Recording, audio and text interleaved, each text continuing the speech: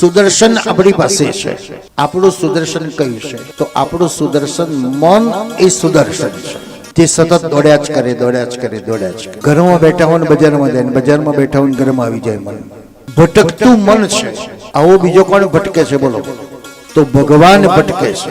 ઘડીકમાં ડાકોરો ને ઘડીકમાં નડિયાદમાં જાય ને ઘડીકમાં દ્વારકા જાય ને ઘડીકમાં ખંભાત જાય ને ઘડીકમાં અમેરિકા જાય ને પાછો લંડન આવે, પાછો બાકરોલમાં આવી જાય. મન જેવું ભટકતું છે એવું ભગવાન પણ એવા ભટકતા છે. બસ ભટકવા દો, કારણ ભટકતા ભટકતા ક્યાંક ભટકાઈ જશે, ક્યાંક એક ઈશ્વર આપણને મળી જશે. કયા રૂપમાં આવશે આપણને ખબર નથી, પણ એ આવી જશે, મળી જશે. તો ભટકેની ચિંતા છોડો કે મારું મન સ્થિર નથી થતું, મારું મન લાગતું નથી. કઈ વાંધો નહીં, થાકીને પાછું આવશે. 1 સેકન્ડ શાંતિ મળશે, કાલે 2 સેકન્ડ આવશે, પરમ દિવસ 3 સેકન્ડ આવશે. અભ્યાસેન ત કૌંતેય. અને દીદી ગીતા કહે છે તું અભ્યાસ કર. એકદમ મનને વાળવા દઈશ તો નહીં વળે, પણ અભ્યાસ કરતા કરતા વળશે.